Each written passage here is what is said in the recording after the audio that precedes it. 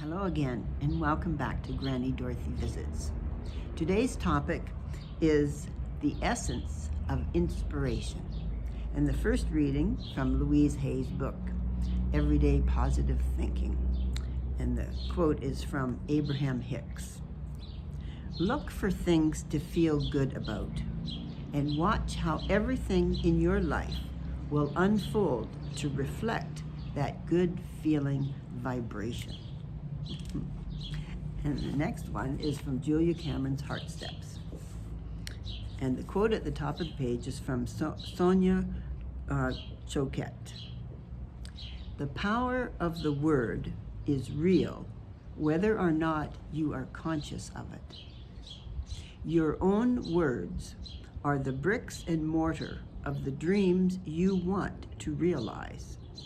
Behind every word flows energy. And this is entitled, The Universe Responds to My Dreams and Needs. There is a unity flowing through all things. This unity is responsive to our needs. Unity responds and reacts to our positive spoken word. We are co-creative beings working with and within a larger whole. We embrace and contain this source, which embraces and contains us. Drawing upon this inner source, we have an unlimited supply. That was the end of that one. We have an unlimited supply. And the last one from Wayne Dyer's 10 Secrets for Success and Inner Peace. And this is entitled, Extending Inspiration Everywhere. Treating yourself in the manner described above, which is a previous video that I did, and I put a link to that in the description in case you want to go back and hear that one too, can become a habitual way of life. This doesn't involve deception, arrogance, or hurting others. This is a silent agreement between you and God, in which you discreetly work in harmony with the forces of the universe to make your dreams become a reality. This involves a knowing on your part that success and inner peace are your birthright, that you are a child of God, and as such, you're entitled to a life of joy, love, and happiness. In your relationships with your lovers, co-workers, and family, act as if what you would like to materialize in these relationships is already here. If you want a sense of harmony in the workplace, maintain a clear vision and expectation of this harmony. Then you're out in front of your day, seeing 5 o'clock arriving peacefully for everyone when it's still 7:30 in the morning. Each time you have an encounter with someone, your 5 o'clock vision pops into your head, and you act in a peaceful, harmonious way so as not to nullify what you know is coming. Furthermore, you act toward everyone else as if they too are all that they are capable of becoming. These kinds of expectations lead you to say, I'm sure you'll have everything ready this afternoon, rather than, you're always late with everything and I wish you would get on the ball. When you treat others in this way, they also fulfill the destiny that you've reminded them is there for them. In your family, particularly with your children, it's important to always have this little thought in mind. Catch them doing things right.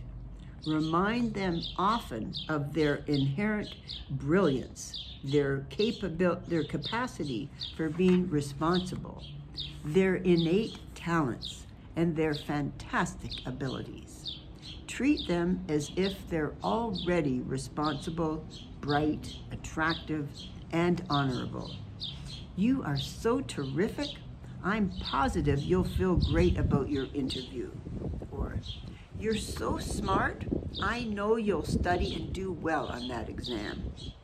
Or, you are always connected to God, and God doesn't do sickness.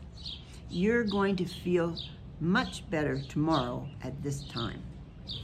When you act toward your children, parents, siblings, and even more distant relatives, as if the relationship was great and going to stay that way, and you point out their greatness rather than their goofiness, it is their greatness that you will see.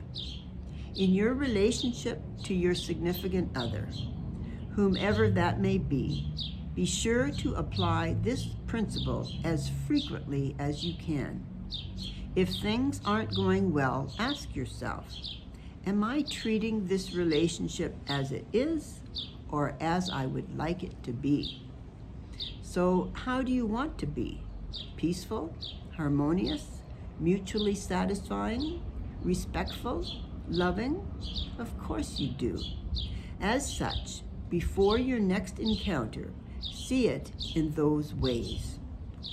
Have expectations that focus on the qualities of inner peace and success. You'll find yourself pointing out what you love about that person rather than what they're doing wrong. You'll also see the other person responding to you in love and harmony rather than in an embittered way. Your ability to get out in front of yourself and see the outcome before it transpires will cause you to act in ways that bring about these results. This strategy for living works for virtually everything.